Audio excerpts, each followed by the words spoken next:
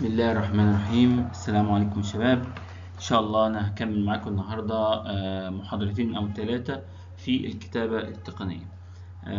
إن شاء الله أنا هبدأ النهاردة معاكم في الريزومي رايتنج أو كتابة بيسموها السي في أو كتابة السيرة الذاتية. وده توبيك مهم جدا بالنسبة لناس كتير. أتمنى إن انتوا تكونوا انترستد إن انتوا تسمعوا. أولا بالنسبة للناس اللي ما تعرفنيش، أنا الدكتور محمد دياب. أنا مدرس في قسم الهندسة الإنشائية في كلية الهندسة جامعة اسكندرية. حصلت على درجة الماجستير من كلية الهندسة جامعة اسكندرية والبكالوريوس أيضا، وكنت الأول على دفعتي الحمد لله. وحصلت على البي اتش دي بتاعتي من University of Western Ontario في كندا. وكنت هناك اشتغلت لمدة 3-4 سنين هناك في كندا، وأنا بروفيشنال انجينير هناك، يعني مهندس استشاري. وما زلت حتى الآن بيجي لي شغل هناك وبعمل شغل هناك. حاليا أنا الفايس بريزيدنت بتاع دياب كونسلتنج انجينيرنج أوفيس هنا في اسكندرية. يعني أعتبر إن رجعت مصر مينلي عشان أحاول أفيدكم إن شاء الله، أحاول أعمل حاجة كويسة في مصر. أتمنى إن أنا أفيدكم يا رب. أنا مدرس في ال Structural Engineering Department أو الهندسة الإنشائية، وبشرح خرسانة مسلحة مينلي. بس النهاردة هديكم حاجة يعني بعيدة عن الخرسانة شوية، لكن مهمة بالنسبة لسوق العمل، مهمة بالنسبة لكم انتوا كإنجينيرز. كتابة السيرة الذاتية دي باسمها كده بالعربي، وأنا بسميها ريزومي رايتنج من الخلفية بتاعتي مور أمريكان وكنديان. تمام. في ناس بتسميها كريكولم فيتاي أو السي في، باختصار بتاعها السي في. دي بتستخدم كتير في مصر، وهي بتستخدم غلط شوية لأن السي في هي مور أكاديميك، يعني بنتكلم واحد أستاذ جامعي أو كده وبيتكلم عن الريسيرش بتاعه وهكذا. فانت تقدر تسميها ريزومي اكتر، انا بحب اسميها كده اكتر. تمام. وانا شايف ان هي من اهم الحاجات اللي بتختصر سنين عمرك كلها، مش بس ال5 سنين في كلية الهندسة. دي خبرة حياتك كلها بتحطها في ورقة بتقدم بيها على شغلانة معينة او على اكتيفيتي معينة بيقبلوك فيه او بيرفضوك. على فكرة مش الاكتيفيتي اللي انت بتقدم عليه ممكن يكون ان انت تشتغل كمهندس، لا، ده انت ممكن مثلا ممكن تدريب حتى اثناء ما انت في ثانيه مدني او ثالثه مدني، عايز تقدم على تدريب صيفي بتقدم لهم السي في بتاعتك. عايز تقدم على ان انت تبقى مثلا مدير بتاع اسره في الجامعه. عايز تقدم على ان انت انتخابات مثلا بتاعه اتحاد الطلبه. عايز تقدم على اي حاجه، كل حاجه محتاجه تتكلم عن نفسك، بتبعت ورقه بتتكلم عن نفسك فيها، فالناس بتبدأ تختار على هذا الأساس. يعني أنت بتعرف نفسك في الريزومي ديت أو في السيرة الذاتية، بتقول إيه؟ تمام. الريزومي ديت بتمثل نفسك، دي بتقول دي ورقة، عارف البروشير؟ في ورقة اسمها البروشير كده، لما تروح مثلا تبقى طالع من الصلاة ففي حد بيدي لك ورقة كده يقول لك تعالى المطعم بتاعنا أو تعالى اشتري من عندنا حاجة معينة. تمام، دي البروشير. انت بالنسبه لك انت بتقدم البروشير بتاعك، بتقدم قول له بص خد انا بقدم لك سيرفيس معينه، تعالى اشتريني، تعالى خدني وظفني. تمام، هي دي الريزمي بالنسبه لي. تمام. فانت لازم تقول فيها ايه البيربوز بتاعك الريزمي، ان انت تقول انت تقدر تقدم له ايه، انت تقدر تدي له ايه. انا عندي احسن، يعني مثلا البروشير بتاعت مثلا مطعم، عندي احسن بيتزا، عندي احسن. انا دلوقتي واحد مطعمين ادوني ورقتين، تمام، هروح لمين فيهم؟ في واحد فيهم بيقدم خدمة نظيفة بسعر مناسب، سعر قليل، خلاص ده ظريف. طب انا يهمني اكتر ان يكون مثلا ان يكون مثلا البيتزا بتاعته يكون عنده بيتزا بالبسطرمة مثلا. فلما بلاقي في البروشير بتاعه بلاقي الخدمة دي، انا عايز ده اللي هروح له. في واحد تاني يهمه انه يكون ارخص حاجة فيروح لارخص حاجة. تمام. فازاي انت البروشير بتاعك يروح لكل واحد ويعلم معاه؟ فانا لازم ابقى عارف المستخدم عايز ايه مني. عايز اسعار، يبقى اخلي له الاسعار تظهر ان هي ارخص. عايز سيرفيس نظيفه، ابين نظافتي.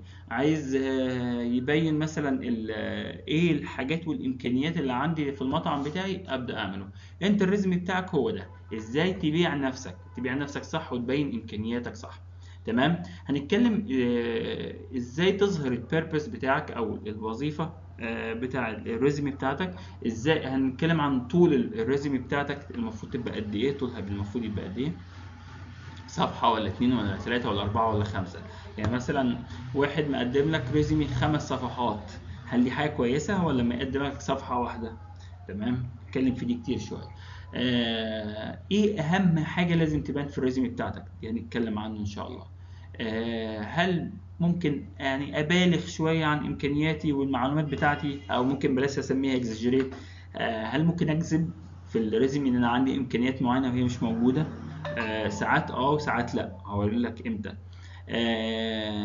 امتى يعني لما اجي اكتب الريزومي بتاعتي هفوكس على ايه، ايه الحاجات اللي احطها والحاجات اللي ما احطهاش. لو انا عندي امكانيات كتير، انت لسه في اولى مدني صحيح، ما عندكش حاجات كتير قوي تحطها في الريزومي بتاعتك، لكن ايه اللي ممكن احطه وايه اللي ممكن ما احطوش. يعني مثلا انت كل اللي درسته لغايه دلوقتي هي الثانويه العامه، لسه ما خدتش الشهاده، طب ازاي اظهر ان انا في كليه الهندسه؟ تمام. انا مثلا واحد فيكم كان مثلا في مدرسه صنايع، كان بيشتغل حداد، طب اكتب دي ولا ما اكتبهاش؟ واحد فيكم بيقدم على ان هو عايز يشتغل مثلا في الجامعه، لو هو مثلا في بره بيدرس بره، عايز يقدم على شغلانه في الجامعه، شغلانه ان هو يكتب مثلا ان هو يبقى في الريسبشن، يبقى في البتاع اثناء دراسته، يكتب ايه الحاجات اللي ممكن تعلم معاهم تخليه يشغلوه. تمام. واحد عايز يقدم على رعاية الشباب، عايز يبقى في رعاية الشباب مثلا، مش فاكر بيسموها ايه، ممثل الدفعة او يعمل ايه. واحد عايز يقدم على الاي بي سي ان هو يبقى البريزيدنت بتاعها، او مثلا الاي اس سي اي جروب اللي موجودة عندكم يبقى البريزيدنت، يعمل ايه اللي يبينه في السي في بتاعه. تمام. كل حاجة وليها حاجة. آه لازم اتاكد من وجود ايه اما اجي اقدم السي في بتاعي. دي النقط اللي احنا هنتكلم عنها النهارده، وفي الاخر لو علينا وقت نتكلم عن اكزامبلز ممكن المحاضره الجايه. السي في او بيان السيره الذاتيه او الريزومي، سميها زي ما تسميها، هي اهم طريقه للبحث عن عمل جديد. تمام. انا هقول لك مثال اكزامبل. انا بالنسبه لي لما جيت الصيف اللي فات كنت عايز في المكتب بتاعي كان في تو بوزيشن، تو مكانين، الاثنين ممكن يتدربوا عندي. تمام. لكن اللي كانوا متقدمين لي كانوا ناس كتير. اول حاجه كنت بقول للناس عليها انا محتاج السي في بتاعك عشان ابص عليه. تمام. وبعد ما بصيت على السي فيز اخترت ثلاثة، الثلاثة اخترت منهم اتنين. تمام. فهو الفكرة ان انت بقدر افنط الناس وابدأ اشوف مين اللي انا هقابله. تمام. على اساس السيرة الذاتية اللي هو الانترفيو، فهي البوابة لحاجة اسمها الانترفيو، ان انا اقول لك طب تعالى انا عايز اشوفك. ليه؟ عشان تتاكد اللي انت عامله في السي في ده حقيقي، عشان تتاكد من الكوميونيكيشن سكيلز بتاعتك. انت ممكن تكون الاول على الدفعه لكن بتتلخبط في الكلام وبتتهته وعندك مشكله في الكلام، وانا محتاج واحد مثلا هيمثل المكتب بتاعي مثلا في السايت، فلو هو مثلا عنده مشكله لغويه او كده هيبقى صعب ان هو يعمل الاداء دي. هو مش وحش، هو متفوق ومية مية وكل حاجه حلوه فيه، بس ممكن في وظيفة تانية ممكن اشغله كديزاينر عندي في المكتب، لكن حاجة محتاجة كوميونيكيشن سكيلز انا محتاج اشوفه ومحتاج اعمله. بس بالنسبة لي السيرة الذاتية هتقول لي عنه المفروض الكثير وتوفر عليا وقت كتير. ايه هو الاوبجيكتيف بتاع الريزومي بتاعك؟ انت بتكتب اصلا السيرة الذاتية دي او السي في او ايا كان هتسميها، ده انت عايز تقدم على شغلانة معينة، او مثلا عايز تقدم على خدمة معينة تخصصية. يعني ايه خدمة مهنية معينة تخصصية؟ ممكن او ايه شبه ايه مثلا، ان انت عايز حد محتاج منك ان انت تعمل مثلا ايه اقول لك. خليني اقرا التانية واشرح لك الاتنين مع بعض. تقديم خدمات استشارية لإحدى الجهات، كمرفق عن تقديم اقتراحات او عرض اسعار لعمل ما. مثلا خلينا نمسك دي مثلا، خدمات استشاريه لاحدى الجهات. فانت عايز تعمل ديزاين مثلا لمنشأ خرساني، هو طالب ان انت يعني المكتب بتاعي مثلا بيعمل ديزاين ستيل خرسانه، سويل وهكذا. فانا عايز اثبت للراجل ده عايز اثبت له ان انا بعرف اعمل الحاجات دي. فبقدم يا جماعه بص سابقه الاعمال، بص السي في بتاع الدكتور اللي ماسك المكتب ده او المدير بتاع المكتب ده، بص السي في بتاعه المهندسين بتوع المكتب ده، شايفين سابقه الاعمال بتاعتنا ظريفه ازاي، كلها بتتكلم في الموضوع اللي انتوا عايزينه. نقدر نعمل لكم الخدمه المهنيه ديت التخصصيه او الخدمه الاستشاريه ديت. تمام. ايه تاني؟ لو انا عايز اقدم عرض سعر، ساعات بيطلبوا مني حاجه اسمها عرض فني. عرض فني يعني ايه؟ يعني ابين له ان انا بعرف اعمل الحاجات دي وعندي سابق خبره فيها، وعندي لو انا شركه مثلا مقاولات مثلا عندي راس مال كويس يقدر يعمل الكلام ده، وانا عملت حاجات شبهها قبل كده. كل ده بيبان في الريزومي او بيبان في حاجه تانية اسمها سابقه الاعمال. فده الغرض الاساسي، لازم ابين ان انا بعرف اعمل الكلام ده، انا اهل للوظيفه اللي انت عايزها دي. تمام. طيب السي في او الريزومي، الاوبجيكتيف برضو الاساسي بالنسبه لي انا كمهندس عايز اقدم على شغلانه بالذات، ان انا اعمل ايه؟ ان انا اوصل للنقطه دي. ايه النقطه ديت؟ النقطه دي هي الميتنج اللي انا بقعد فيها عشان او الانترفيو اللي بقعد فيها الناس بقى تتحقق من السي في بتاعي.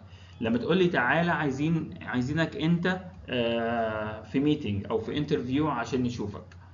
تمام. كل اللي هيحصل ايه؟ هتخش هتلاقي الناس ده وده وده ماسكين السي في بتاعتك، وكل واحد ماسك قلم وبيعلم على الحاجات اللي هو اتاكد منها. هيبدا يسالك اسئله تبين اسئله معينه تتاكد من ان سابقه الاعمال فعلا ملائمه ليهم. تمام. ان انت الشخص المناسب اللي احنا محتاجينه. غالبا بيبقى في مهندس كبير مثلا، هو اللي هو بيقول انا عايز مهندس مثلا. المدير اللي هيبقى مديرك في الشغل بيبقى قاعد، بيبقى غالبا في حد من هيومن ريسورسز اللي هو الراجل اللي بيقول لهم يا جماعه انا شايف ان ده هو الشخص المناسب ان هو يشتغل معاك. وساعات بيبقى في شخص ثالث او سواء مهندس معاك في الشركه بالنسبه لك انت كمهندس، او حد ليه علاقه بالشركه نفسها. ممكن يكون حد من الاداره بتاعه الشركه، مش شرط يكون او حد من الاداريين، المدير او الفايس بريزيدنت او لان ده اللي هيدفع في الاخر الفلوس بتاعتك. تمام. ده بيريكومند السي في بتاعتك للراجل ده، فبيقراها بيلاقي ان انت مناسب، بس انا عايز اشوفه، وده اللي هيدفع الفلوس مثلا لتسي. فانت لازم توصل للنقطه دي. مين اللي هيوصلك لنقطه الانترفيو بالذات في الشركات الكبيره او في الشركات اللي بره بالذات؟ السي في بتاعتك. لو السي في بتاعتك كويسه، انت مثلا بتقدم في شغلانه انت و30 واحد و100 واحد، هيختاروا منكم 3 هيعملوا انترفيو عشان في الاخر واحد هو اللي هيوصل. تمام. ازاي اوصل للنقطه ديت؟ هي دي الشطاره. تمام. طيب لازم نفهم حاجه كويسه جدا. ايه هو الوقت اللي غالبا مدير الشركه او الهيومن ريسورسز اللي هو الراجل بتاع الهيومن ريسورسز، هيومن ريسورسز بالعربي يعني افتكرها دلوقتي، هيستغرقوا ان هو يقرا السيره الذاتيه بتاعتك، السي في بتاعتك. تمام. لازم تفهم كويس ان انت مش الوحيد اللي مقدم للشغلانه دي. لازم تفهم كويس ان الراجل عايز يعمل سكاننج سريعه للسي في بتاعتك في ثواني او الريزومي بتاعتك في ثواني، بحيث يطلع كل الحاجات اللي هو عايزها في ولا حاجه. انت متخيل ان الراجل هيقرا 3 دقائق 4 دقائق 5 دقائق في الورقه بتاعتك في السي في بتاعتك، لكن هو في الحقيقه بيعمل لها سكاننج في 15 20 ثانيه. تمام. وده اللي غالبا يعني 45 ثانيه، ده لو هو بطيء في القرايه. تمام. او انت ال الامكانيات بتاعتك رهيبه لدرجه ان هو بقى ايه يعني قال هو ده، وبدا يبقى يفسفس في الموضوع. تمام. وبدا يطلع السي في بتاعتك على جنب. ماشي. لكن مش اكتر من ساعه سوري دقيقه الا ربع. تمام. ده كتير قوي بالنسبه للبني ادم. تمام. فلازم يكون السي في بتاعتك ظاهره، والحاجات اللي انت عايز توريها للبني ادم ده تظهر له في 20 ثانيه، تبان له في 20 ثانيه، ويبص هيكمل في السي في دي ولا لا. يعني ايه هيكمل في السي في ولا لا او ريزومي ولا لا؟ ان انا لما بص في الورقه لقى ده مناسب، في الاول كده بص عليها قال ده مناسب وهكمل معاه. لان ممكن تبقى في حاجات في الريزومي بتاعتك منفره لدرجه ان هو مجرد ما بص في الورقه قال يا نهار اسود، وراح ماسك الورقه وراح راميها، يلا نخش في اللي بعده. تمام. لا ده ما ينفعش خالص ان انا اكمل معاه. ممكن الريزومي بتاعتك فعلا او السيره الذاتيه بتاعتك فعلا تكون من السوء ان في اول حاجه وانت كاتب اسمك كاتبه بطريقه مستفزه تخلي الريزومي بتاعتك تترمى. انت متخيل؟ تمام. لازم السي في بتاعتك تكون ملائمه للجوب بتاعتك. ما ينفعش ده انا هقول لك حاجه صعبه شويه. انت ممكن تكون امكانياتك عاليه جدا جدا جدا جدا للشغلانه دي. يعني ممكن مثلا انا مثلا عايز اقدم على شغلانه، مثلا ان انا ايه، عايز ابقى سايس جراج. حلو. فاحط في السي في بتاعتي ان انا عندي دكتوراه ومعايا ماجستير والاول على دفعتي، وبشتغل وعملت ديزاين لكباري وعملت ديزاين تاورز مثلا 120 دور، وي وي وي وي وي وي وي وبعرف اعمل ويند اناليسيز وايرث كويك اناليسيز. فالراجل اللي ماسك السي في بتاعتي بيقول لي ايه ده، احنا عايزين، انت عارف انت مقدم على شغلانه ايه؟ انت مقدم على شغلانه سايس. تمام. اقول له اه ما انا عارف. تمام. يقول لي انت قابل بكده؟ اقول له اه. عارف هيقبلني ولا لا؟ مش هيقبلني. هيسميني حاجه اسمها اوفر كواليفايد. فانا في السي في بتاعتي، مش لو انا عايز بس الشغلانه مثلا لسبب ما، مش هينفع اكتب الحاجات اللي انا كنت كاتبها دي. ده المفروض اكتب في السي في بتاعتي الحاجات اللي تؤهلني لده وبس كده، مش هظهر حاجات واخفي حاجات. الحاجات الملائمه للحاجه اللي انا بقدم عليها هي دي اللي هظهر لها، الحاجات اللي مش عايزها مش هظهر. ف فده مثال بس من الامثله اللي تقول لك ايه، ان مش ذا سيم ريزيمي، مش كل، يعني مش هي ريزيمي واحده وترميها في كل الشغلانات، لا. ده كل شغلانه وليها المقاس بتاعها وليها الشغلانه بتاعتها. الريزيمي او السيره الذاتيه المفروض تتقيس وتتأيف على كل شغلانه. انا كنت وانا بقدم على شغل وانا موجود في كندا، كنت عامل لكل شغلانه الريزيمي بتاعتها عشان تبقى متخيل. طيب، طول السيره الذاتيه المفروض تبقى في حدود قد ايه؟ بالذات ان انت بالنسبه لك انت يا باشمهندس، انت حديث التخرج لسه ما عندكش خبرات كتيره.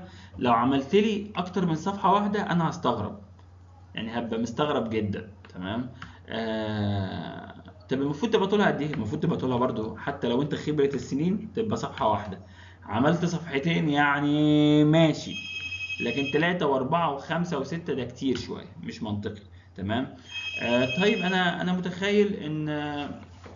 متخيل إن لو أنا عملت 5 صفحات الراجل هيحس إن أنا عندي خبرات وحاجات وبتاع، وبالتالي بقى تلاقي إيه باشمهندس مكبر، عامل كل سطر وبقى منهم تو سبيسز أو تو انتر، وبعدين حاطط سطر تاني وقعد يكبر في السي في بتاعته على أساس إن إيه كلما كبرت كلما كان أحسن. لا بالعكس، ده أنا محتاج ورقة واحدة بس تبان فيها كل حاجة وتبقى متظبطة بطريقة جميلة وظريفة ويبان فيها كل حاجة. ده صفحة في حالة أصحاب الخبرة العالية، عنده اكسبيرينس كبيرة لمدة 20 سنة، 15 سنة، بتبقى صفحتين. تخيل بقى أنت حديث التخرج، أنا مش متوقع منك أكتر من صفحة. تمام. وطبعا أنا بقدم على إيه بيختلف، لأن ساعات بيقول لك حط لي الريزيمي بتاعتك فيها كل الخبرات بتاعتك واكتب لي المشاريع اللي أنا محتاجها منك. في الحالة دي هتلاقي طولها بيزيد شوية. اهم حاجه ان انت السي في بتاعتك او الريزومي بتاعتك تجاوب السؤال الاساسي: why should I hire you؟ يعني ايه؟ يعني ليه اختارك انت وما اختارش الناس التانية؟ ايه اللي انت هتبينه لي انت سبيشال فيه وانا عايزه؟ تمام. انا بدور على حاجه معينه في الريزوميز دي كلها، حاجه معينه عايزها. تمام. فانا الاقيها فيك انت ومش في الناس التانية. يعني فور اكزامبل، انا مثلا لما جيت اختار الناس اللي هشغلهم عندي في المكتب، كان عندي مشروع برج في العالمين. تمام. كنت محتاج ناس بتكون بتعرف حاجه اسمها هاي رايز بيلدينجز ديزاين. كان في كورس هنا في الكليه انا بدرسه انا والدكتور دكتور احمد مختار ترابيا، اسمه هاي رايز بيلدينج ديزاين. تمام. اللي هي منشآت العاليه، تصميم المنشآت العاليه. اللي اخد الكورس ده وكان شاطر فيه هو اللي انا اخدته معايا، لان انا عندي بروجكت معين محتاج حد يكون فاهم فيه الكلام ده. فدورت في السيفيات اللي يكون بيفهم في الكلام ده، اللي بيكون بيشتغل ببرنامج اسمه ايتابس. لو انت ما بتشتغلش بيه انا هقعد اعلمه لك، طب انا عندي واحد جاهز مش هقعد اعلمه. فاخترت على هذا الاساس. let's say ده فور اكزامبل.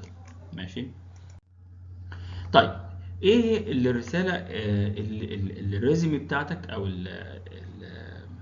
السي في بتاعتك او السيره الذاتيه بتاعتك بتوجهها للناس؟ لو انت الريزومي بتاعتك شيك، شكلها انيق وجميله، تمام، معنى كده ان انت مش بتقبل غير اما يكون حاجتك كلها شيك. فاهمني؟ لما انت تبعت لي حاجه معفنه من الاخر، حاجه مش مرتبه، ده دليل ان انت البروشير بتاعك بيقول ان انت معفن.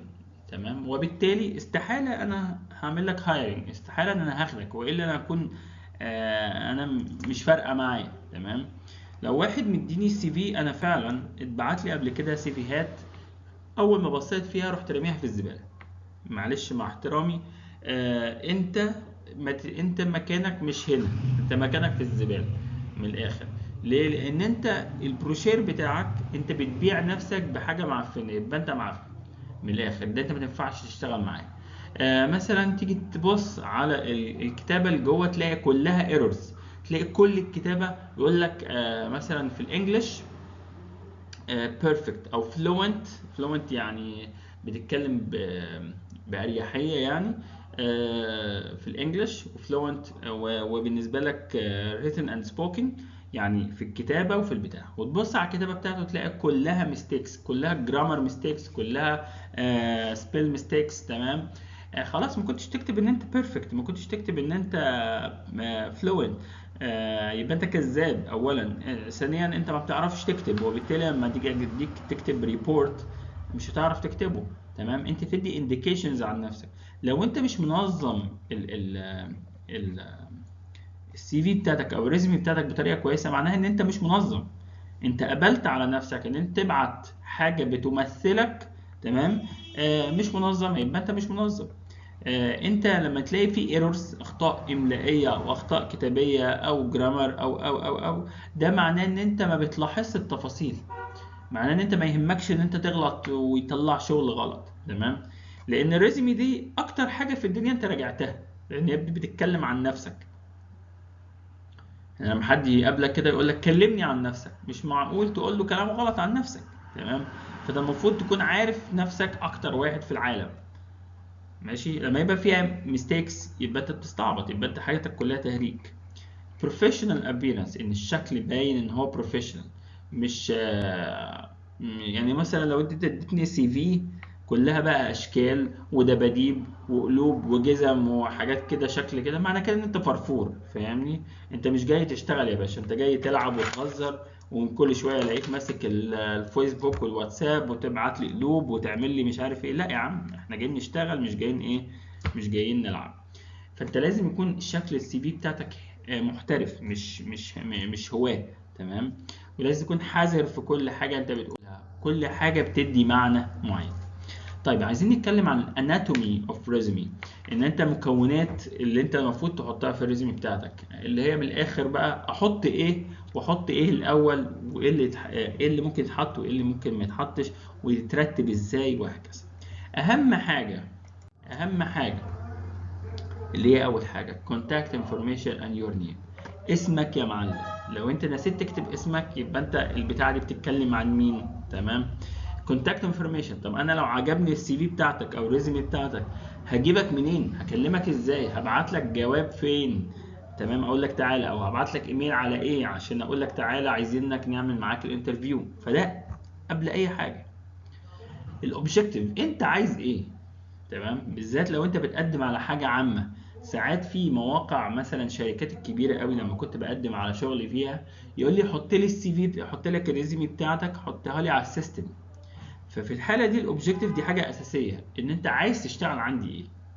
انا لما اجي احطك في السيستم بتاعي احطك على اهني كاتيجوري. انا مثلا بالنسبه لي بقول له انا عايز اشتغل كستراكشر انجينير، ممكن اروح في الديبارتمنت بتاع البريدج ديزاين، او ممكن اروح في الكونكريت، ممكن اروح خرسانه، ممكن اروح مثلا سويل، لو انا ليا في السويل شويه جيوتكنيكال انجينيرنج، وهكذا. فبختار الحاجات دي فبيديني الاوفرز اللي موجود عليها، وعلى اساس كده بقدم بعد كده. فالاوبجكتيف ده بيقول للراجل انت عايز ايه. تمام. وهل الحاجات اللي انت عايزها موجوده في الوظيفه اللي انا عايزها، اللي عايز اشغلك فيها، ولا لا. لو دولت الاثنين كونفليكتنج مع بعض، لو الاثنين، لو انت اللي بتفكر فيه غير اللي انا بفكر فيه، خلاص مش عايز اشغلك. تمام. ساعات بنحط بعد الاوبجكتيف ديت او بدلها حاجه اسمها السمري، اللي هو اختصار نقاط القوه بتاعتك، واختصار الريزومي بتاعتك كلها في 5 4 نقط. تمام. مش محتاج ان هو يكمل كل الريزومي بتاعتك. تالت حاجة اللي هي المؤهلات العلمية، الإديوكيشن. أنت درست إيه؟ درست هندسة ولا أنت خريج ثانوية عامة بس، معاك ثانوية عامة بس، ولا حتى إعدادية، ولا أنت معاك دكتوراه وماجستير ومؤهلات علمية فظيعة. تمام؟ طب بنرتبها ازاي ونحطها ازاي وتتكتب ازاي؟ هنوريها لك دلوقتي. الخبرات المهنيه، البروفيشنال اكسبيرينس، يعني انت عملت ايه في حياتك، ايه الخبرات اللي اكتسبتها في حياتك. مش شرط تكون كانجينير، لا انت ممكن تكون اشتغلت نجار مسلح، ما دي خبره مهمه. انت مثلا لو انا جاي اشغلك في الموقع وانت اشتغلت نجار مثلا ابواب وشبابيك اثناء الدراسه، او اثناء ما انت كنت في ثانويه عامه، او اثناء ما كنت في صنايع مثلا، طب ما دي حاجه مهمه جدا. ده معنى كده ان انت اكتر واحد في الدنيا فاهم في الموضوع ده. ده انت لو كتبتها لي في الخبرات بتاعتك انا هشغلك عندي في الموقع مليون المية. تمام، هشغلك كمهندس موقع وهتبقى بتفيدني. ده انا يا ريت يكون الاكسبيرينس دي عند كل المهندسين. تمام. لو انا مثلا عايز اشغلك في ان اشغلك مثلا سي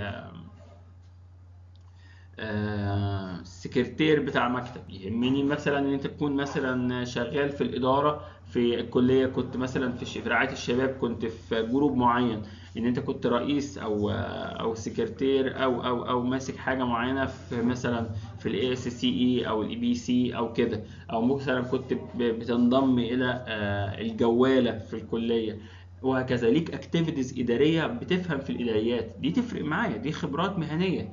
انت مش مهنيه قوي، بس ايه، بس الحاجات دي ممكن تعليك. انا بكلمك بالذات ان انتوا يا جماعه انتوا لسه في اولى مدني، وفي منكم في تانية وتالتة anyway. بس هي الفكره ان انت لسه ما كونتش خبرات مهنيه كتير، لكن ان شاء الله مع السنين كل سنه بتكتسب خبرات جديده. تمام. التدرج الوظيفي السابق الاوكيبيشن اور ورك هيستوري، ودي ساعات بنربطها بالخبرات المهنيه، يعني انا اشتغلت ايه واخدت منها ايه، كنت بعمل فيها جواها ايه. البيرسونال باك جراوند او المعلومات الشخصيه، هل انت متجوز ولا اعزب، هل انت بتعرف تسوق ولا لا، طب انت عملت ايه في الجيش، طب ايه وهكذا. المعلومات الشخصيه دي، معاك رخصه سواقه ولا لا، ساعات بنكتبها برضه، بالذات لو انت تشتغل في مجال الطرق مثلا، يهمني جدا تكون بتعرف تسوق عشان هديك عربية وتشتغل تسوق على طول، مش لازم اجيب لك سواق مثلا. الحاجات دي ساعات بتبقى مفيدة وساعات مش مفيدة، فمعظم الأحوال يعني ما تهمنيش قوي. الأنشطة والمعلومات الأخرى ال relevant activities وال relevant information. أنا كاتب هنا ذات الصلة. ذات الصلة يعني إيه؟ ال related. يعني ما يهمنيش إن أنت مثلا بتلعب كورة، ما يهمنيش إن أنت بتهوى القراءة والمش عارف إيه، لكن يهمني الحاجات اللي ليها علاقة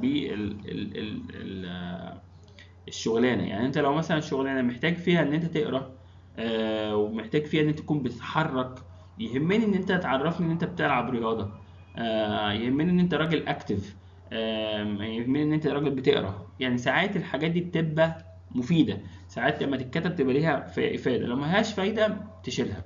ساعات لما بالذات لما تكون بتقدم على بوزيشن في اداره وفي مانجمنت، يعني انت راجل من المديرين، لازم تبين ان انت حياتك مكمله معاك. يعني ايه؟ يعني مش عشان انت مدير الشركه مثلا حياتك متوقفه وطلقت مراتك وسبت عيالك عشان انت بتهتم بالشغل اكتر، وما بتروحش تلعب رياضه، وما بتعملش ما بتتجمعش مع اصحابك مثلا يوم الخميس او بالنسبه لهم ساتردي وساندي. ده بالعكس، ده معناه ان انت عمرك في حياتك ما هتعرف تكمل كده، لان حياتك بتنهار. من الشطاره ان انت تبين لي لو انت راجل في المانجمنت ان انت بتعرف تمانج حياتك كلها.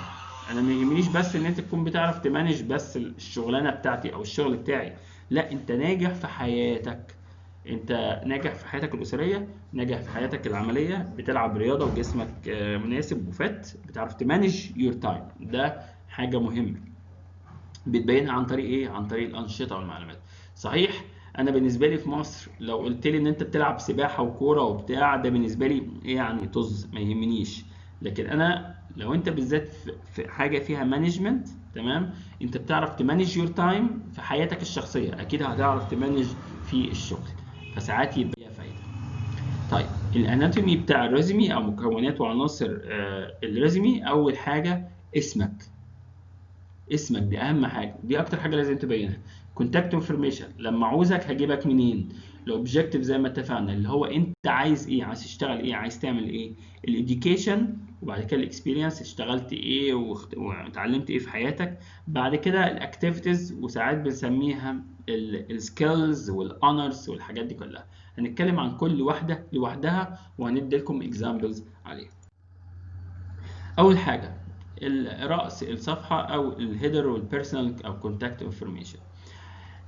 اهم حاجه في الحوار ده كله اسمك، واسمك ده لازم يتكتب بخط عريض واضح واضح يتقرا. ما تقعدش بقى تعمل لي بميل وخط كده مايل او مثلا مشبك فما اعرفش اقراه. ساعات في ناس تعرف تقراه وناس ما تعرفش تقراه. لا، ده واضح جدا وظاهر وبروفيشنال. تمام. وساعات بنعملها كله upper case يعني كله capital letters. ساعات بنعملها كده وساعات لا.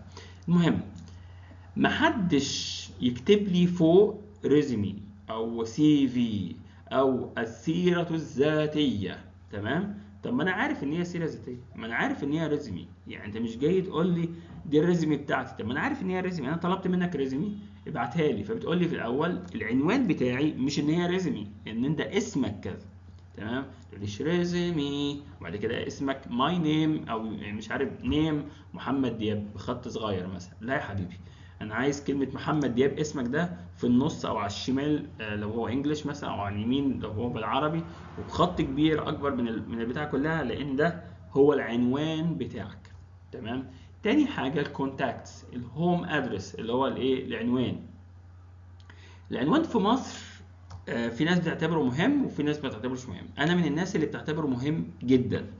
لما انا بقدم مثلا، حد بيقدم لي الريزومي بتاعته على مكتبي انا الشخصي، لو انا لقيت ان العنوان بتاعك انت كاتبه لي مثلا في بورسعيد او كاتبه لي في طنطا او كاتبه لي مثلا في كفر الشيخ، معنى كده ان انت ايه، مش افيلبل، ان انت مالكش سكن ثابت في اسكندريه.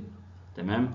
لكن لو كتبت لي حتى لو انت اصلك من كفر الشيخ وكاتب لي الكسندريا، معنى كده ان انت ليك سكن في اسكندريه، سواء قاعد عند خالك او بتأجر شقه أو. تمام. فتفرق، تفرق جدا. لو واحد بيقدم على شغل في السعوديه وهو قاعد في السعوديه، يكتب السعوديه، ما يكتبش ان هو مصري. يعني يكتبش ان انا في كفر الشيخ في مصر. هو مش هيجيبك. معنى كده انت لو كاتب كفر الشيخ في مصر مثلا، معنى كده ان هو لازم يديك الفيزا ويديك المش عارف ايه عشان يجيبك من مصر. فاهم؟ فالعنوان قد ايه يفرق في الموضوع ده. لكن لو انا بقدم لك في شغلانه جوه مصر، تمام، في ناس ما تفرقش معاها انت قاعد فين، طالما كده كده الشغل ليه السكن بتاعه. يعني لو تشتغل بالذات تنفيذ، لو مثلا في العاصمه الاداريه، هتروح تسكن هناك في الكرفانات اللي موجوده هناك لتسي، فما يفرقش انت جاي منين. فساعات يفرق وساعات لا، بس يفرق في الكونتاكت انفورميشن. ازاي؟ ان انا لما ابعت لك جواب اقول لك تعالى، ساعات بس ما بيحصلش الكلام ده، يعني حتى لو جوه مصر ولو بره مصر. لكن لو هبعت لك على عنوان يعني بس يفضل تكتب. طيب في مش مهندسات بتتكسف تكتب العنوان بتاع البيت بتاعها. تمام. يعني مثلا هي ساكنه مثلا في شارع 120 شارع اسماعيل سري في سموحه في اسكندريه مثلا. تمام. خايفه تكتب ايه، عنوان العماره اتخطف ولا ايه، ما اعرفش. تمام. اكتبي خلاص، اكتبي اسم الشارع، اكتبي اسم الكسندريا ايجيبت مثلا. بس ايه المهم، تكتبي على الاقل المحافظه، او تكتب يا باشمهندس على الاقل المحافظه اللي انت ساكن فيها، لان ساعات بختار على هذا الاساس، ولازم تاخد بالك ان ممكن يحصل الاختيار على هذا الاساس. especially لو كان الشغلانه فلوسها قليله. فانا مثلا لتسي، انا هديك مثلا لتسي مثلا، حد اللي هيجي لي في المكتب ده 1000 جنيه، ال 1000 جنيه دي ما تغطيش الايجار بتاع السكن.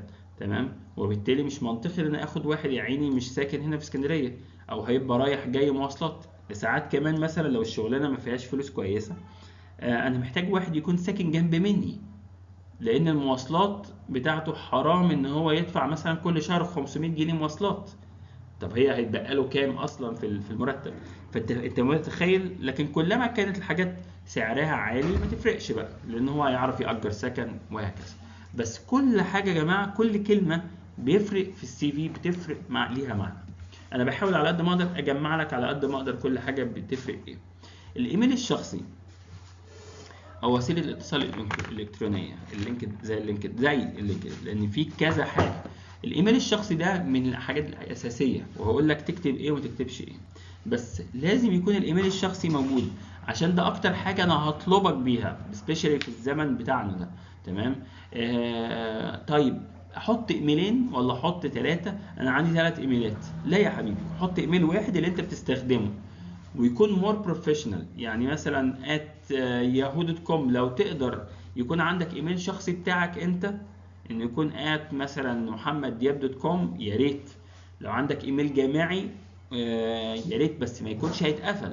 انت ممكن تحط الايميل الجامعي بتاعك وكمان سنه بعد ما تتخرج الايميل ده يتقفل، فيجي يبعتولك انت مش موجود لان انت مش طالب. تمام. خد بالك لازم يكون كونتينوس. لو انت رامي السي في ديت او الريزومي محتاج ان هي تصطاد شغلانه. لينكدين جميل جدا ان تحط السي في بتاعك كله على لينكدين والناس تبعت لك رساله تقول لك انا عندي شغلانه. وللعلم انا اول شغلانه ليا كان جات لي من لينكدين. فدي حاجه جميله وظريفه. رقم التليفون او الفاكس لو انت عندك فاكس. رقم التليفون ده حاجه اساسيه. ان انت دلوقتي اسهل حاجه، انا ماسك 20 سي في، لو عايز اكونتاكت واحد همسك الموبايل، اسهل كمان من الايميل واروح متصل بيك. تمام. فما تكتبليش اربع خمس موبايلات، ما تكتبليش مثلا رقم تليفون ابن خالك او مثلا رقم تليفون البيت، فاتصل مثلا بالتليفون الاقي ايه، ايوه انت عايز اميره، ايه حاضر هروح اناديها. فتروح بقى مامتها تروح تناديها مثلا من جوه ولا ايه، ونقعد نسمع الناس وهي بتتخانق مع بعض والكلام ده. او مثلا واحده مكسوفه ان هي تديك نمره التليفون فتديك نمره تليفون خطيبها اللي بيغير عليها، فتتصل تلاقي محمدين بيتصل يقول لك هبقى اخليها لك تكلمك كمان يومين.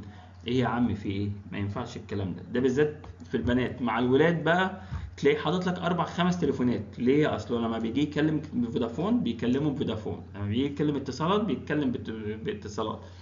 فالليله دي لا، هو تليفون واحد اساسي اللي بتستخدمه وما تغيرهوش. مش اللي انت حاطه في التليفون يبقى ساعات بشحنه وساعات ما اشحنوش. فاهمني؟ يعني الحاجات دي هنتكلم عنها بعدين في الاكزامبلز، بس انا اهم حاجه بالنسبه لي هو ده اللي الناس بتتصل بيا على اساسه. تمام.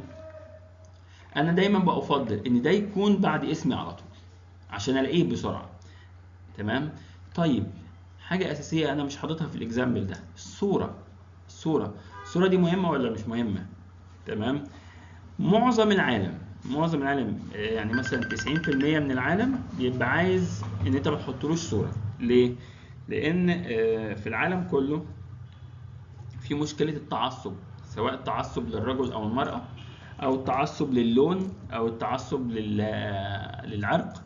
تمام. فلما بتحط الصوره الصوره بتبين انت عرقك ايه، سواء انت مثلا عربي، سواء ان انت افريقي، اسمه ده ملون يعني اصفر زي مثلا الناس كلها اللي هي في جنوب امريكا، المكسيكيين والحاجات دي.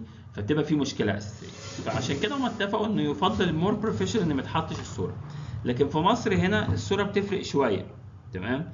يعني مثلا هقول لك انا لو مثلا وهنتكلم عن الكلام ده بعدين، بس لو حطيت صوره مثلا لسي ولد مربي دقنه كبير ودقنه كبيره، بيتاخد عنه فكره ان هو اخوان مثلا. انا مش بقول حاجه حلوه ولا حاجه وحشه، بس في ناس مثلا ممكن ما تقبلكش عشان كده.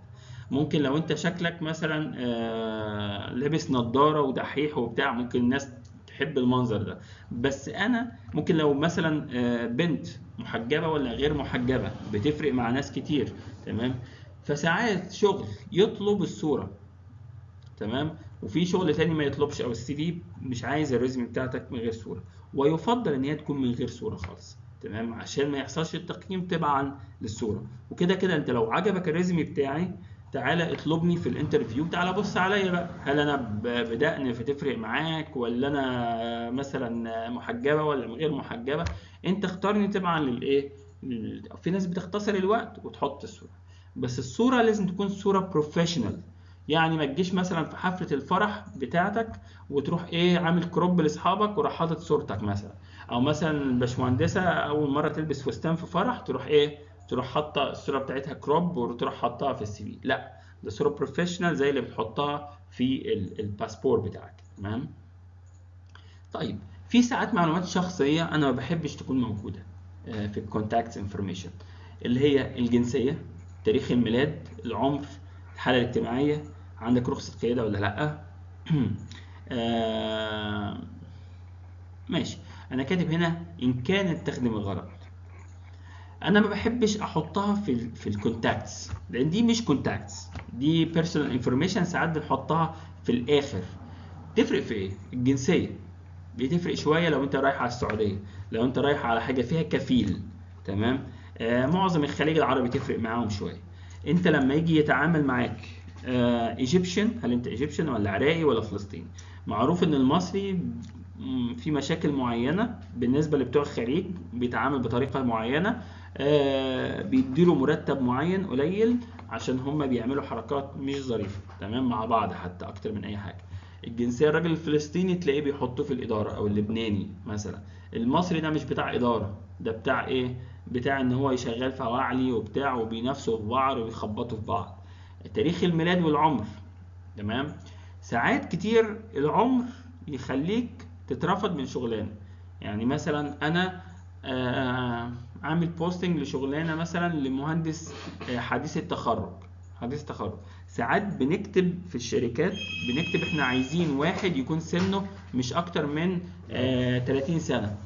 فانت لو سنك حاجه و40 سنه، حاجه و30 سنه، انت ما ينفعش ان انت ايه تشتغل. تمام. يفضل ما تبقاش هي الحاجه الاساسيه اللي تخلي الريزم بتاعتك تترفض في الاول، عشان كده يفضل تتحط في الاخر.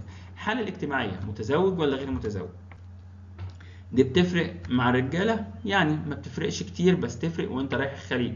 ان انا لما اجي مثلا انا كاتب لك في العقد التعاقد بتاعك ان انت هديك مثلا تذاكر سفر، يبقى انا مش هديك تذاكر سفر لوحدك، ده انا هديك انت واسرتك. ده كمان لما بعمل الكفاله لازم اعمل لك الفيزات لاهلك كمان، ليله كبيره. طب انا افضل اخد السنجل على ان ناخد ايه، عيله كامله. تمام. ساعات حتى بره مصر لما تيجي تنقل في مكان منطقة نائية، تمام، يعني منطقة ما فيهاش سكن كتير او كده، بيبقى الماريتال ستيت بالنسبة لي مهمة. هل انت متجوز وعندك اطفال؟ فبالتالي الاطفال لازم يكونوا في مدارس، فانت مش هينفع تيجي بيهم، فهتبقى قاعد لوحدك واهلك قاعدين في حتة تانية، وبالتالي مش هتبقى مستقر اجتماعيا. دي بتفرق على فكرة عندهم، يعني عندنا ما بتفرقش كتير، كل معظمنا متشحططين في كل حتة. تمام.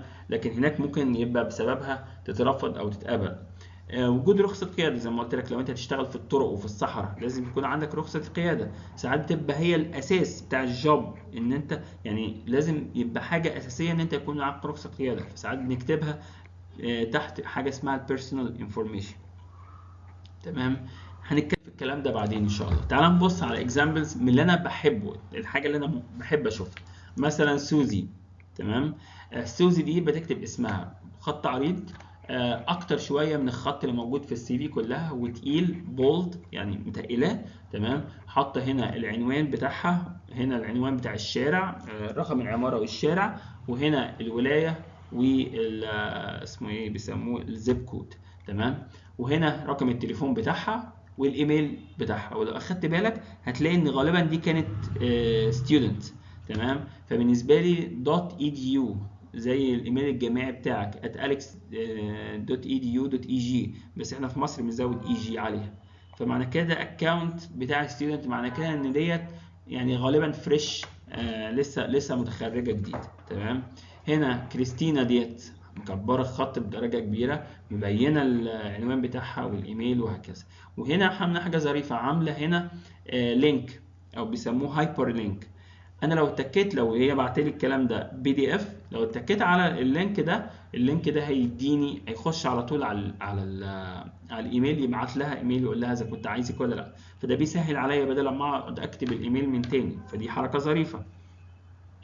مثلا لو انا كاتب بالعربي ايا كان الاسم ايه، اسخنه اخليه في النص، احط الشارع هنا مثلا والبتاع وانا ساكن فين، دي ظريفه. لو حتى شارع محمد علي موجود مثلا في سيدي جابر، ممكن اكتب سيدي جابر، المنطقه نفسها ابقى عارف المنطقه ايه. ده احسن ان اكتب سيدي جابر على فكره. الاسكندريه مصر. ده لو انت بالذات لو انت رايح السعوديه، ساعات بيبعت لك الفيزا على العنوان ده، خد بالك. التليفون، مديك التليفون، مديك البريد الالكتروني. تمام. تيتس ده نفس الكلام، الادرس، وحاطط هنا الايميل، وحاطط هنا في حاجه اسمها لوكال ادرس وحاجه اسمها بيرمننت ادرس.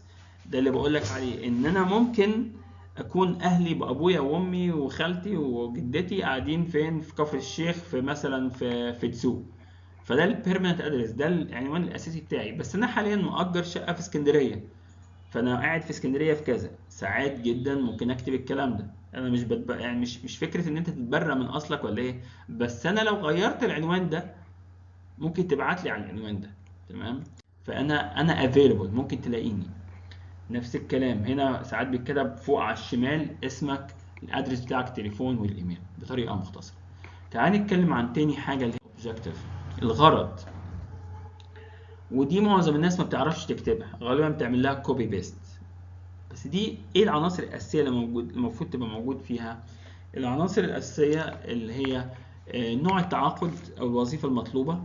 انا ساعات بطلب ان انا اشتغل حاجه اسمها فول تايم، انا اشتغل شغلانه بدوام كامل، ساعات بشتغل بارت تايم، ده نوع التعاقد. الوظيفه المطلوبه محتاجه ابقى ستراكشر انجينير مثلا. الظروف اللي بتلائمك ان انت مثلا ممكن تكتب اي ظرف معين انت حابب ان انت تشتغل فيه. المهارات التي تريد استخدامها، انا عايز اشتغل كسيفل انجينير، عايز اعمل نيوميريكال اناليسيس او فاينانت اليمنت اناليسيس، او بعرف اصمم خرسانه مسلحه او ستيل او ايه شطارتك في ايه، عايز تشتغل ايه. بتركز جدا مش انت عايز تستفيد بايه، بتركز جدا الراجل عايزك في ايه، فبتبين له انا اقدر اديك ايه، هفيدك بايه. عايزك تبين له الكلام ده كويس جدا في الاوبجكتيف، لان هو بيدور على حاجه عايز ابينها له ان هي موجوده فيا. لازم ابقى واضح ومختصر جدا في الكتابه على قد ما اقدر، لازم يكون سطر سطرين بالكتير، او زي ما انا قلت. تعال نبص على اكزامبل هنا. عايز الاوبجكتيف بتاعي to obtain an entry level position as a civil engineer. ده بالنسبه لك انت اول شغلانه ليك، انت لسه ما اشتغلتش حاجه. انا ابيض يا ورد، عندي السيري، اتعلمت السيري في الكليه وعايز اطبقها، فانا عايز انتري ليفل بوزيشن، عايز اشتغل لسه بادئ، وعايز اشتغل كسيفل انجينير، وانا كتاب مفتوح يا باشا، شكلني زي ما انت عايز، وانا كمني انتري ليفل هتديني المرتب اللي انت عايزه، حاجه بسيطه. تمام. ممكن تقول مانجمنت تريني بوزيشن، عايز مانجمنت تريني بوزيشن، عايز اسمه ده آه عايز ابقى عايز اتدرب على المانجمنت او الاداره. تمام. with a specialty retailers، يعني مع ريتيلرز. تمام. ده اللي انت عايزه، لما الشغلانه تكون متوافقه معاك هدي لك الشغلانه ديت او هعمل لك انترفيو. technical sales with an energy related industry in the southwest، عايز يشتغل في حاجه في الطاقه. long range goals of regional sales management. تمام. عايز يعني هو عايز يتقدم مع الشركه وهكذا. to obtain a position as field service representative with ايا كان سوفت وير كوربريشن. المهم انت بتكتب انت عايز ايه، دي حاجات ملهاش علاقه بينا قوي. ماشي. فهو لو بيتوافق معايا باخدها. to obtain an entry level position as an electrical engineer computer engineering internship، ساعات بتبقى عايز تقدم على internship مش على شغلانه، which will use my design skills، وهتبين له السكيلز دي تحت. a position in software design development and testing. لو انت مش عايز تشتغل، انت عايز تدرس، عايز pursuing graduate studies toward PhD او master degree، عايز تاخد master degree او PhD degree in structural engineering field with special interest in pre-stressed concrete مثلا. دي مالهاش علاقه بالسي في بتاعتي، بس ايه، بس ممكن تعمل حاجه زي كده. هنا to obtain a position مش عارف ايه، objective بيتكتب بالاسود كده التوبيك بتاعه، وبعد كده بكتب اللي انا عايزه، سطر سطر ونص، سطرين بالكتير. في حاجه اسمها السمري، وانا بفضل دائما ان انا اكتب السمري ديت. بختصر السي في بتاعتي كلها او الريزمي بتاعتي كلها في 5 نقاط او 4 نقاط. بقول كل اللي انا عايز اقوله اختصره في 3 نقط، لو الراجل ده قراهم خلاص عرف انا مين وعايز ايه. هنا ليس شرطا تواجد ملخص للسيرة، مش بلخصها لكن بقول الحاجات الأساسية، ولكن يفضل وجودها كاختصار القراءة في نقاط قصيرة لإمكانياتك المميزة للعمل المتقدم يعني متقدم عليه.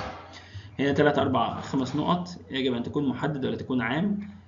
مثلا ما تقوليش خبير في برنامج الساب، يعني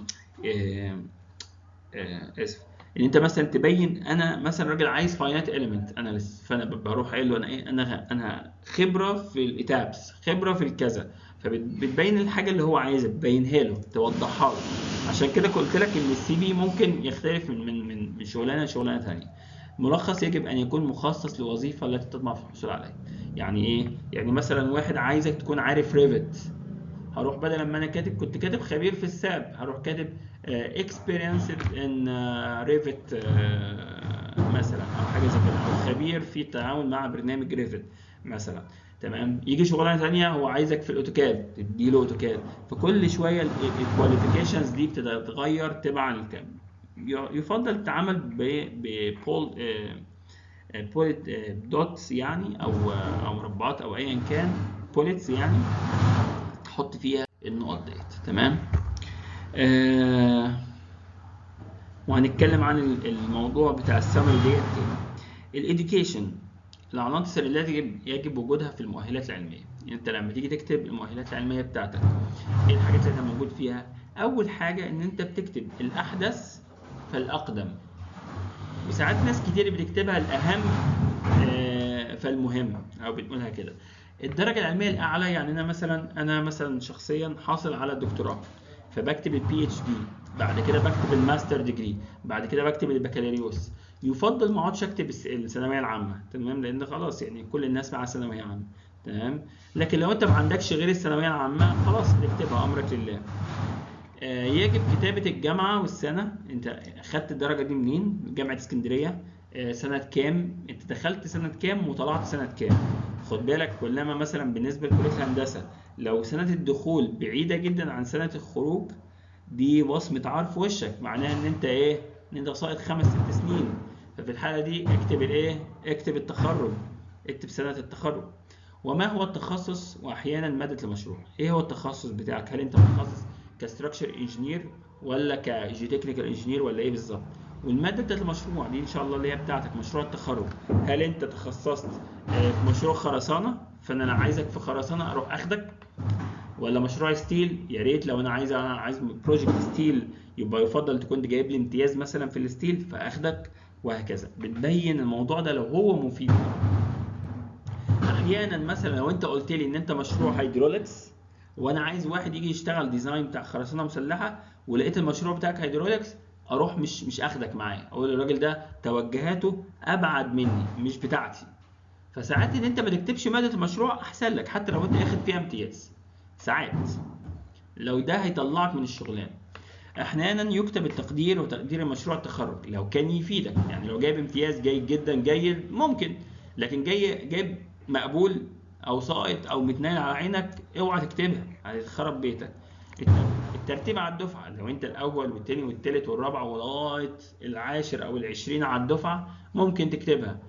تمام. لكن لو انت مثلا ال 340 حلو، بالذات لو بتقدم بره مصر، بره مصر الدفعه كلها من 40 ل 60، فما تكتبليش ان انت 340، يعني معنى كده ان انت يعني ان انت ايه الاخير على الدفعه. صحيح هو ما يعرفش ان الدفعه بتاعتنا قرب ال 1000 بيرسون. تمام.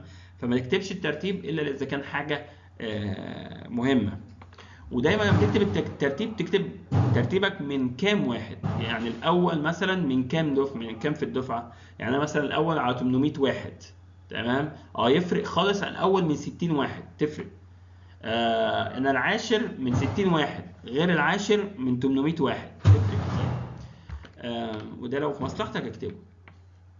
ساعات بالذات انت كطالب لسه حديث تخرج بتكتب الكورسات اللي انت اخدتها اختياري، لو عايز تكتبها اكتبها واكتب التقدير فيها. يعني مثلا زي ما قلت لك، انا كنت في التدريب بتاع التدريب الصيفي اللي اخدت الناس اللي اخده هاي رايز بيلدينجز. تمام. فانت بتبين لي لو انا عايز الراجل ده بيشتغل كده، ابين له ريليتد كورسز، ممكن اكتبها ريليتد كورسز. تمام. الحاجات المتعلقه بالشغلانه كذا وكذا وكذا، وجايب فيهم امتياز وجيد جدا وجيد وبتاع، فده يسبورت الموقف بتاعك، يلاقيك ان انت عايز تشتغل في الموضوع ده.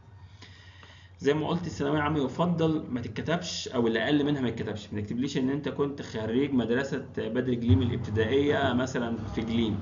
ايه يا عم انت عبيط ولا ايه؟ ده يفرق معايا ايه في السي في؟ ده بالعكس، ده انت لو كاتب لي كده انا هطلعك. انت بتكتب حاجات unrelated، مش مهمه ليا، يبقى انت مش فاهم انت بتقدم على ايه. في حالة التقدم أثناء الدراسة يتم كتابة الدرجة العلمية واليوم المتوقع التخرج منها. يعني حضرتك ما تجيش تقول لي الإديوكيشن بتاعك ثانوية عامة مدرسة مثلا العباسية الثانوية في محرم بيه من سنة كذا لسنة كذا، لا، تكتب لي أنا بكالوريوس من كليه الهندسه حتى لو انت في اولى مدني. جامعه اسكندريه. الاكسبكتد ديت تو جراديويت، انت ان شاء الله متوقع ان انت تجراديويت في 2000 مثلا 24. حلو. تكتب ما انت شغال فيها، انت بتسعى اليها. تمام. ترتيب الدرجات العلميه، دكتوراه، ماجستير، دبلوم، بكالوريوس، وهكذا. دائما اجب على الاسئله. وات، انت اخدت ايه الدرجه العلميه اللي اخدتها. وير، اخدتها منين. وين، اخدتها امتى، او من امتى لامتى. لازم تتكتب لي الكلام ده، لان انت يعني مثلا لو اخدت مثلا البكالوريوس بتاعك لو اخدته من 50 سنه او من 30 سنه، حلو، وما اشتغلتش في الاكسبيرينس بتاعك ولا مره انجينيرنج، هل انا هشغلك كمهندس؟ لا طبعا، استحاله، انت لسه متخرج. لكن ممكن في ناس بتخش كليه هندسه بالذات بره مصر، بتخش كليه هندسه وهي عندها حاجه و40 سنه، فلسه فريشلي جراديويتد، مفيش مشكله بالنسبه لي. يعني ممكن الاثنين يبقى متخرجين في نفس العمر، لكن واحد لسه متخرج من 3 4 سنين وواحد متخرج من 30 سنه. هشغل اللي متخرج من 3 سنين، مش هشغل اللي بقاله 30 سنه بس ما اشتغلش كايه كانجينير. الاثنين لسه فريش، بس اشغل اللي لسه دماغه شغاله معايا. يمكن ان تضع بعض الكورسات والتدريبات التي حصلت عليها الشهادات. يعني لو واحد فيكم مثلا لسه مش عارف يملى الاديوكيشن واخد كورس اوتوكاد، اخد كورس ساب، اخد بتاع ومعاه شهاده منها، ساعات ممكن يكتبها. اخد دبلومه تصميم، دبلومه فاينايت اليمنت، يكتب الحاجات دي ويكتبها اخدها امتى. تعال نبص على اكزامبلز. اخدت البكالوريا يعني اوف ساينس كمبيوتر انجينيرنج، تكتب سيفل مثلا انجينيرنج، اخدتها سنه كام؟ ماي 2002. لو انت لسه ما اخدتهاش بتكتب، ممكن تكتب من دخلت سنه كذا لغايه بريزنت، لغايه دلوقتي انا شغال فيها. او تكتب حاجه اسمها expected graduate date اهو زي ده، تكتب انا ان شاء الله اتخرج في 2024 مثلا. تمام. يفضل طبعا تكتب الكليه او الجامعه اللي انت اللي اخدت منها البكالوريوس. ولو انت الجي بي اي بتاعك عالي بتكتب الجي بي اي زي ما انت شايف. وساعات هناك في الجامعات اللي بره في حاجه اسمها الميجر، يعني حتى الاس اس بي هنا في عندهم حاجه اسمها ميجر، السيفل انجينيرنج ولا عماره. تمام. فانا اخدت في الميجر اعلى شويه، خلاص اكتبه. لو مش اعلى خلاص خليك مستخبي في الاوفر اول جي بي اي. ده مثلا واحد اخد دراستين. تمام.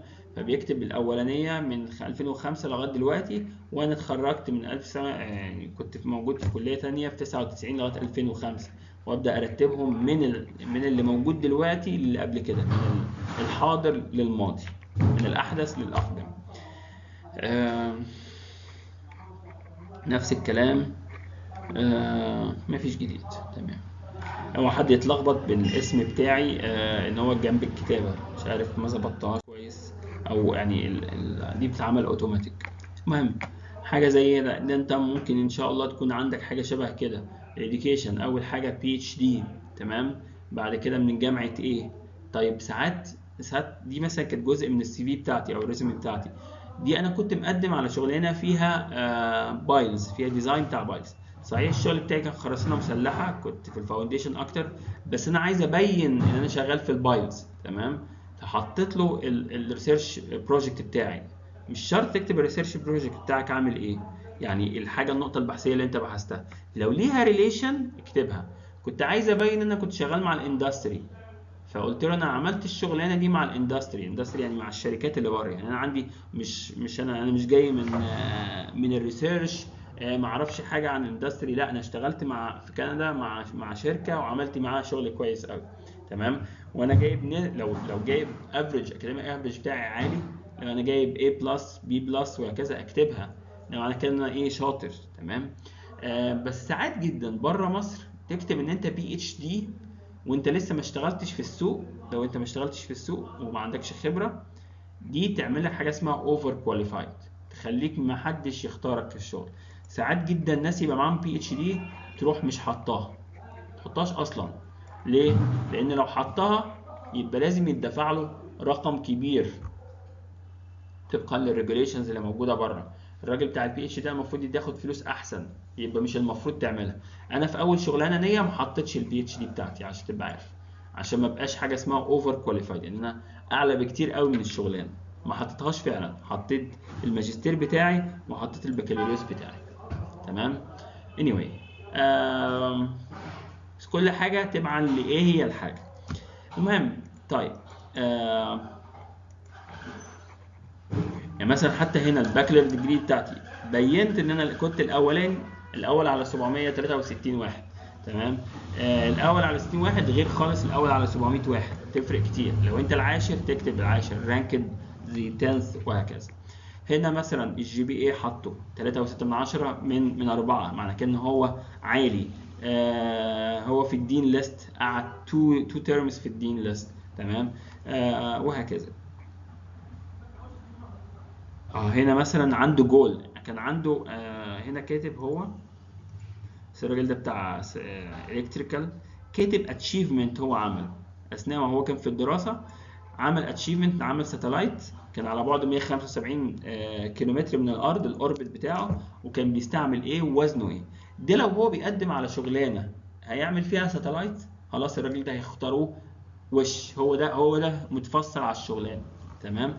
لو انت مثلا مقدم على شغلانه فيها مانجمنت، وانت طالب كنت مثلا سكرتير مثلا بتاع جروب معين او اسره معينه، سواء ثقافيه او رياضيه او ايا كان، ده يديك بونص تبين ان انت ايه بتعرف تعمل مانجمنت. لو عايز تقدم على بروجكت مانجمنت او بروجكت مانجر مثلا بوزيشن، ده يبين لهم ان انت راجل كويس. تمام. بعد كده بروفيشنال اكسبيرينس، الخبرات المهنيه او العمليه. انت عملت ايه في حياتك؟ ليه اختارك؟ ايه الاكسبيرينس اللي عندك اللي تؤهلك ان انت ايه، اني اختارك انت ما اختارش حد تاني. تمام. وده اهم حاجه بالنسبه لي، ان انت درست هندسه. طز كل الناس المقدمين عندي هم سيفل انجينيرز، كلهم اتخرجوا من جامعه. طب انت اتخرجت من جامعه اسكندريه غير خالص لما تتخرج من معهد كانج مريوط مثلا. عندك حق، بس انت عندك اكسبيرينس ايه مش عند حد تاني، دي تفرق كتير قوي. تمام. هو اهم عنصر في سيرتك الذاتيه، وهنا تقوم بعرض نفسك كسلعه. هنا بتبين بقى انا ده البروشير بتاعك الاساسي، لان كل اللي فات ده شبه الناس التانية. لازم اقول ايه هو المسمى الوظيفي، انا كنت شغال ايه، اسمي ايه، هل انا تريني يعني انا متدرب كنت بتدرب، ولا انا كنت ستراكشر انجينير، ولا انا كنت المانجر، ولا انا مين بالظبط. المده اللي قعدت فيها في الوظيفه قعدت من سنه كذا لسنه كذا. لو مثلا انت قعدت في الشغلانه دي شهر، والشغلانه اللي بعدها قعدت شهر، واللي بعدها اخدت شهر، معنى كده ان انت يا اما بتترفد، يا اما انت راجل هوائي، يعني ايه دماغك كده ايه، لا انا مش عاجباني الشغلانه دي اروح شغلانه ثانيه. تمام. معنى كده انت مش ستيبل، مش هتقعد معايا سنه واثنين وثلاثه. انا عايز اللي اوظفه يقدر يعيش معايا العمر كله. تمام. واسم الشركه ومكانها، ليه اسم الشركه ومكانها، وكمان ممكن اكتب ريفرنس كمان مين اللي كنت شغال تحته في الشغلانه، عشان انا اعرف اتواصل مع الشركه دي واتاكد ان انت كنت راجل كويس. وبرتبها دايما من الاقرب للابعد، يعني ايه احدث حاجه كنت فيها، بعد كده اللي قبلها، فاللي قبلها، فاللي قبلها. يفضل قد ما تقدر ما يكونش فيه جابس في الاكسبيرينس بتاعتك. يعني ما تقوليش انا كنت شغال السنه اللي فاتت مثلا في شركه المقاولين العرب، وبعد كده اقعد 10 سنين مفيش حاجه مش موجوده في الريزيمي، وبعد كده شغال مثلا في شركه اسكندريه للبترول مثلا لمده سنه. طب العشر سنين ديت انت كنت بتعمل فيهم ايه؟ كنت قاعد في بيت ماما مثلا، ولا كنت قاعد في مستشفى المجانين، ولا كنت بتعمل ايه بالظبط؟ السؤال ده هتتساله في الميتنج ده لو انت اصلا طلبوك ان انت تيجي في ميتنج. تمام. كل عمل ممكن اعتبره خبرة مهنية، زي تطوع مثلا. انت كنت مثلا متطوع في حاجة اللي هو بنسميه فولنتيرنج. انا مثلا في فترة من حياتي الفولنتير اللي كنت بعمله قبل ما اسافر كندا كان هو اهم حاجة بالنسبة لي في شغلانة قدمت عليها. يعني انا كنت بتطوع مثلا في كفولنتير في اسمها ايه، في كان اسمها ايه، لا اله الا الله، anyway في منشأة معينة آه، بتاعة مساعدة الناس وهكذا، مش لازم اقول اسمها. تمام. فالفولنتير ده لما رحت كندا ده ليه قيمة كبيرة جدا. لما جيت اقدم على شغلانة مش هندسية كتبتها اول حاجه في الخبرات المهنيه بتاعتي. كتبت ان انا كنت في اسره في الكليه، انا كنت من ضمن التيم المانجمنت بتاع اسره معينه في الكليه، وكانت اسره ثقافيه مثلا لتسي. كتبتها فاهلتني ان انا اشتغل الشغلانه دي. تمام. كنت بشتغل في الجامعه شغلانه معينه اثناء ما انا بدرس عشان ازود الانكم بتاعي، الدخل بتاعي. وما كانش شغلانه تعتمد على الانجينيرنج خالص. فكل اللي انا اشتغلته في الانجينيرنج، وانا اشتغلت كتير، كانش هو المهم.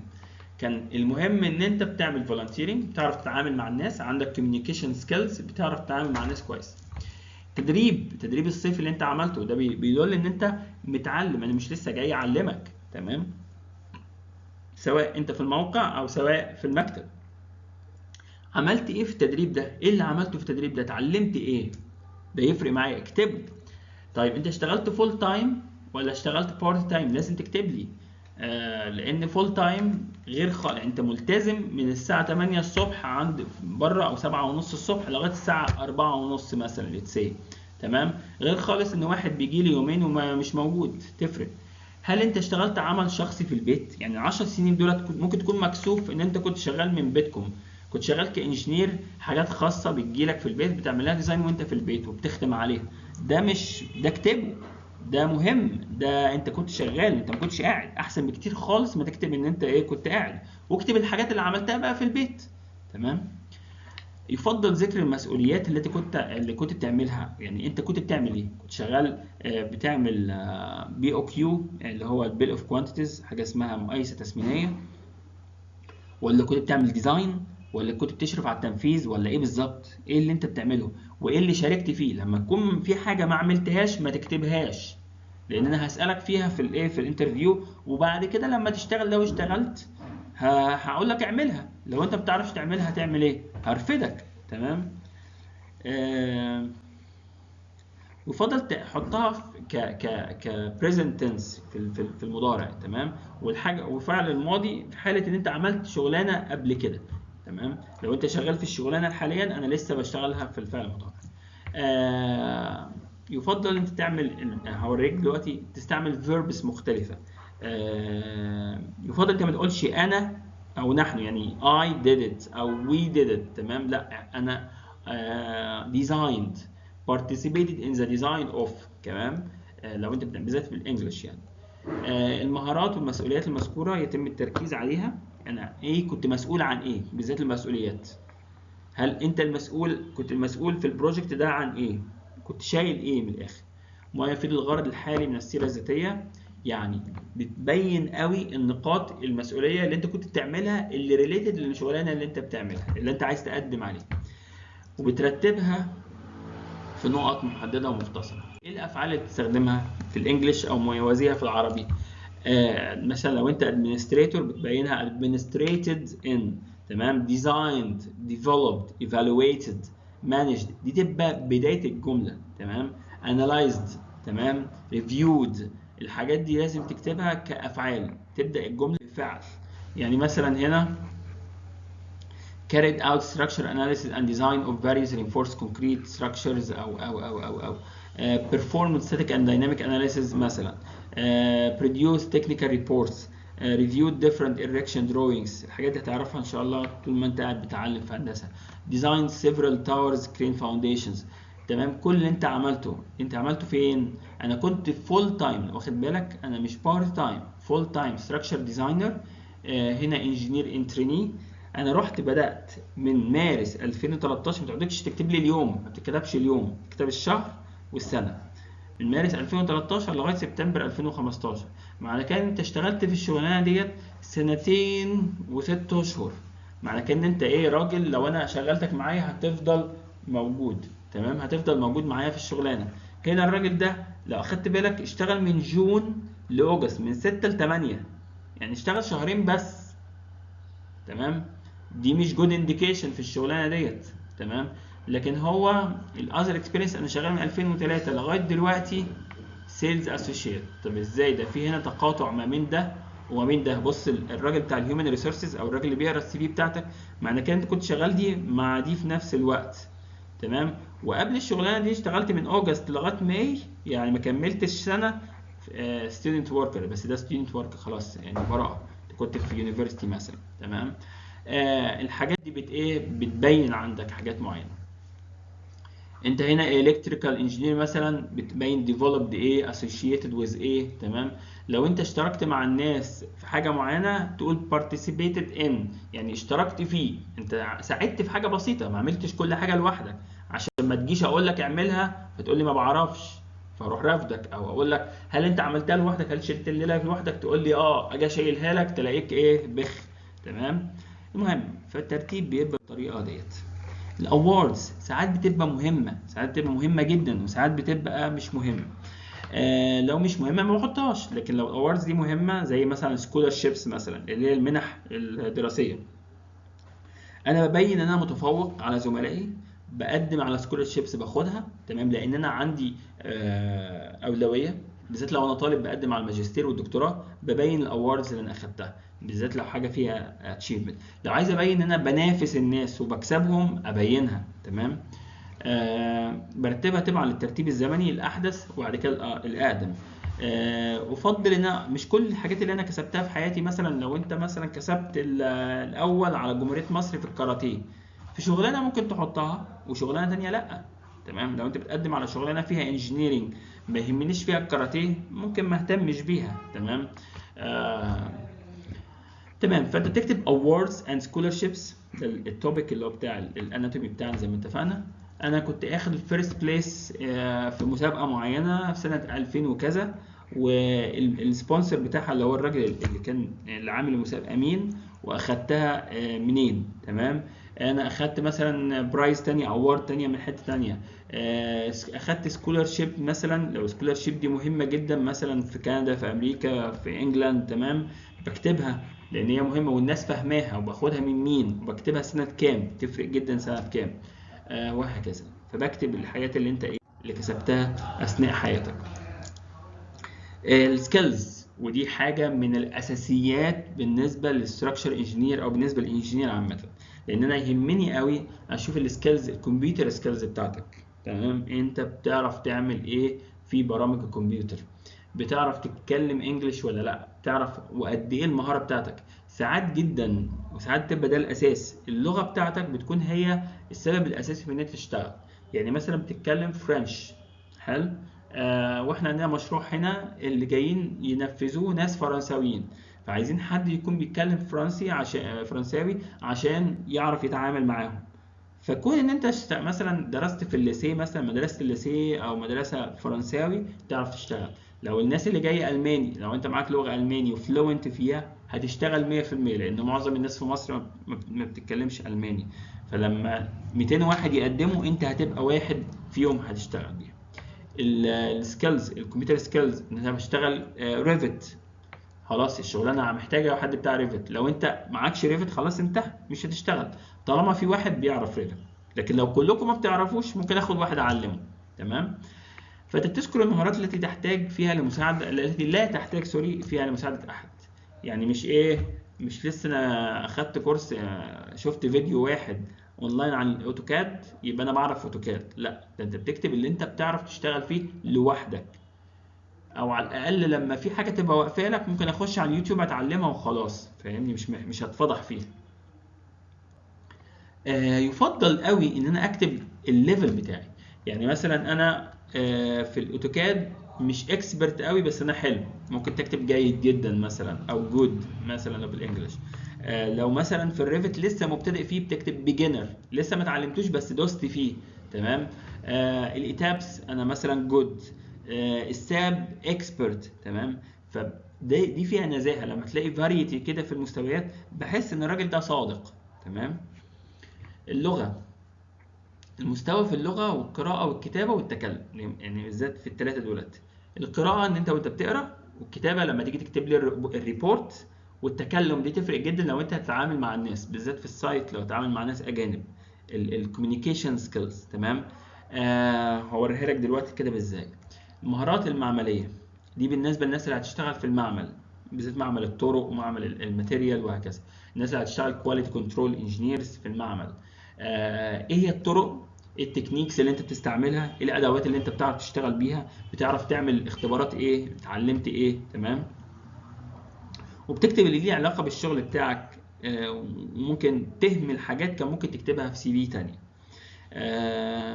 مهارات البحثيه دي لو انت راجل بتعمل ابحاث مثلا، او بتقدم على دكتوراه ماجستير ايا كان، بتبين ايه الحاجات التكنيكس اللي انت علمتها في الابحاث، سواء اكسبيرمنتال اللي هي معمليه، او سواء اكاديميه ان انت بتعرف تعمل حاجات معينه، او اناليتيكال ديزاين، او المهارات الشخصيه بقى. ودي ناس كتير ما بتحطهاش، لكن انا شايف ان هي من الحاجات الاساسيه. ما تاخدهاش كوبي بيست، يا ريت ما تاخدهاش كوبي بيست. اكتب اللي عندك فعلا، ان انت بتعرف تتكلم كويس، بتعرف تدير حوار، مخاطب جيد، بتعرف تتكلم، شخصية قيادية. ما تكتبليش شخصية قيادية وبعدين لما اجي اكلمك الاقيك بتهته ومش عارف وخايف وشك يحمر، تمام؟ لا، يبقى انت كده انا هوقع كل السي في بتاعتك. تمام. سريع التعلم، فاست ليرنر، دي مهمة جدا بالنسبة لي انا كدكتور محمد دياب. لما اجي اخد حد عندي في المكتب، اكيد الاكسبيرينس بتاعته مش نفس الاكسبيرينس بتاعتي، فانا لما اجي انقل له الاكسبيرينس بتاعتي هيتعلمها بسرعه. مش محتاج اعلمها له مره واثنين وثلاثه واربعه وخمسه، ده انا من اول مره اتعلمها، تاني مره براجعها معاه، تالت مره هو اللي بيشتغل، بديله ديوتي وهو يشتغل. مهاره التعلم الذاتي، يعني ايه مهاره التعلم الذاتي؟ يعني مثلا واحد ما بيعرفش يشتغل ريفت وكاتب لي ان هو ما بيعرفش ريفت او بيجنر، ممكن اخليه يشتغل معايا لو هو عنده مهاره التعلم الذاتي، ممكن يعلم نفسه اثناء ما هو شغال معايا، بيعلم نفسه. تمام. يعني انا افتكر مثلا في اول شغلانه ليا كانجينيرنج في كندا، كان مطلوب مني برنامجين، فسالني بتعرف تشتغل البرنامج ده؟ قلت له لا، البرنامج ده انا ما بعرفش اشتغله، بس انا مستعد اتعلمه في اسبوعين. قال لي في اسبوعين؟ قلت له اه في اسبوعين.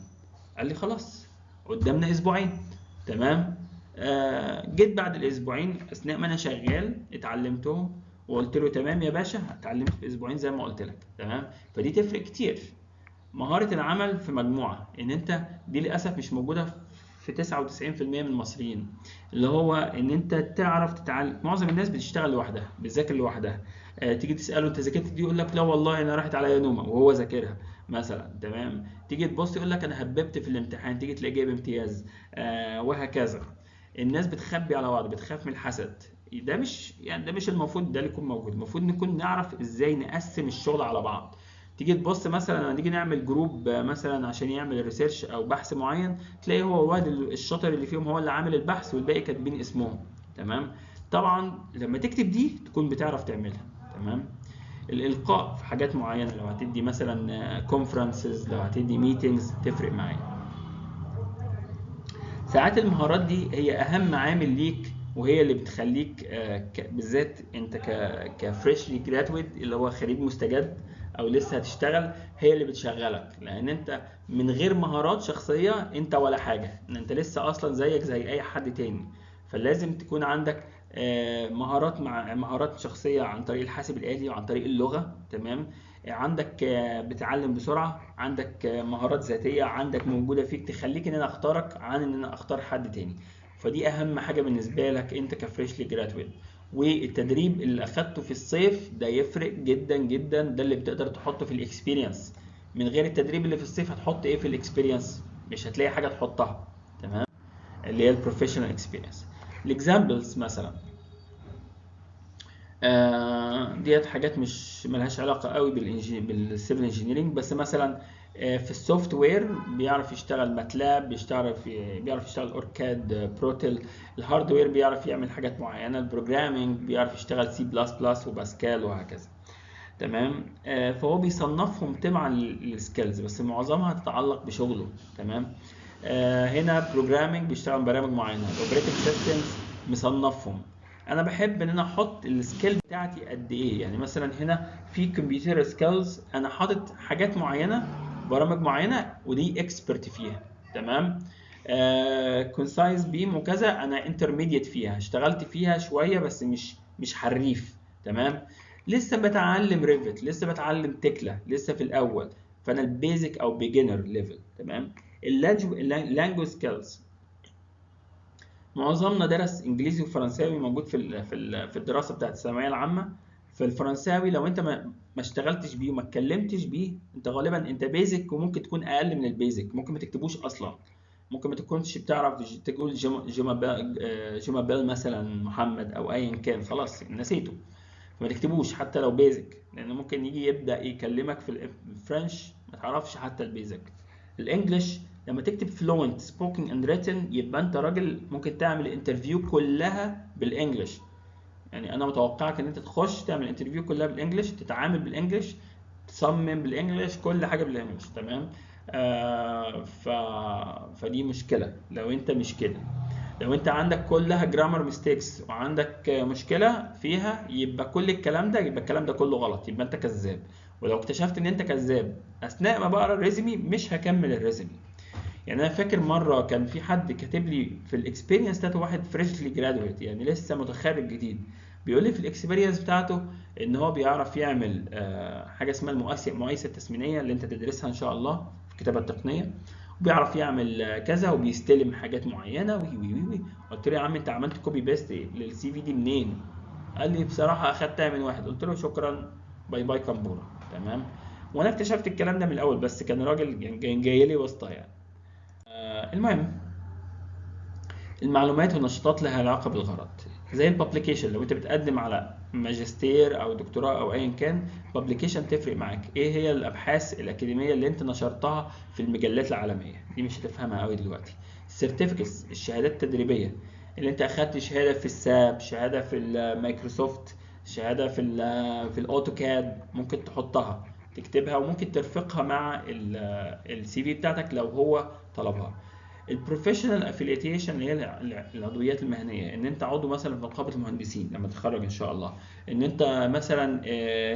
انت مثلا عضو في اثناء الجامعه دلوقتي في الاي اس سي اي اللي هو الامريكان اسوسيشن اوف سيفل انجينير، ان انت عضو في الاي سي اي في الامريكان كونكريت انستيتيوت، ان انت عضو في اسمه في لجنه الرحاله الجواله، ايا كان. دي عضويات مهنيه، لو هي مفيده ليك اكتبها، تمام. الهوايات والاهتمامات بقى، الهوبز والانترستس، زي ما قلت لك ممكن تكتبها في حاجات وحاجات تانية لا. يعني انا بالنسبه لي ساعات بهتم ان انت تكون بتلعب كوره مثلا، ان انت تكون بت بتقرا مثلا. انا مش بتكلم عني انا شخصيا، انا بتكلم عامه. بس تجنب تماما ان انت في محرمات كده لازم ما تتكتبش في السي في بتاعتك. اول حاجه الدين، تمام. تاني حاجة السياسة. تالت حاجة السكس اللي هو طبعا عارفين. رابع حاجة مش فاكرها دلوقتي، يعني حاجات اللي فيها تعصب، الحاجات اللي بتسبب تعصب ابعد عنها تماما. ما تجيش تقول لي ان انا كنت امام جامع مثلا، تمام. ما تجيش تقول لي، ما انت ممكن الحاجات دي تقيمك، تحطك في حتة مش بتاعتك، حتى لو هي مفيدة، تمام. ممكن تكون مفيده الحاجات بتاعت الالقاء مثلا لو انت بتقدم على حاجه دينيه، لكن لو بتقدم على حاجه هندسيه ممكن تتصنف على اساسها، ملهوش لازمه، تمام. فابعد عن الحاجات دي قوي. بس ساعات زي ما قلت لك تبين ان انت مستقر نفسيا، ان انت بتنظم يومك بطريقه جيده، بتعرف تلعب وفي نفس الوقت بتعرف تشتغل، بتعرف تعمل الكلام ده، تمام. الريفرنسز بقى، تمام. ناس كتير قوي بتكتب هنا provided upon request or available on request، سواء دي او دي، ما تكتبش الاثنين يعني. اللي هو متوفر بالعربي، متوفر عند الطلبه. ايه الريفرنسز دي؟ يعني ان انت لو عايز حد تتاكد منه ان الكلام بتاعي ده كله حقيقي، وان انا راجل 100 100 وفت الفت و100 100، كلم الريفرنس اللي انا حاطط لك نمرته وحاطط لك الكونتاكت بتاعته دي، تمام. ممكن اكتب لك كده لو انت عايز هدي لك. ساعات كتير قوي بيطلبوا منك كذا واحد كمان، يعني ممكن يقول لك كل شغلانه حط لي الريفرنس بتاعك. يعني مثلا المدير بتاعك في الشغل او زميلك في الشغل في الشغلانه ديت وديت وديت وديت وديت، تمام. فبالتالي كل ما يجي يتكلم عايز يتاكد منها يروح متصل بيه. بس لازم تتاكد كويس قوي ان انت الراجل الريفرنس اللي انت حاطه في المرجع في الريفرنسز، ان انت تقول له خد بالك ده في حد ممكن يكلمك يسالك عني. لان انت لو ما قلتلوش دي فيها قله ذوق وقله ادب، لان هو بالذات بره مصر، يعني مش في مصر هنا يعني الموضوع بطيخي، لكن هناك ممكن يقول ده هو ما طلبش مني، انا اسف مش هقدر ارد عليك، تمام. وما يردش على الراجل، ما رضاش يكلمه، تمام. لان انت ما استاذنتش منه. تاني حاجة إن يكون عارف إن في حد هيتصل بيه، فعارف منظم نفسه هيقول عنك إيه، ما يتخضش لما حد يجي يكلمه. فبتكتب الاسم، هو بيشتغل إيه، هو بيشتغل فين، والعنوان بتاعه والكونتاكت الموبايل بتاعه. لغاية هنا إحنا درسنا أو عرفنا المكونات بتاعة الريزومي والأناتومي بتاعتها. فاضل إن إحنا إزاي نرتب الحاجات دي بحيث إن نعمل effective ريزومي أو سيرة ذاتية مظبوطة، هادفة للجوب ديسكريبشن اللي مكتوبة لنا في طلب التوظيف مثلا أو حاجة زي كده. ده اللي احنا إن شاء الله هنتكلم فيه في في المحاضرة الجاية إن شاء الله. شكرا جزيلا، وإن شاء الله تسمعوا بقية المحاضرة مني المرة الجاية.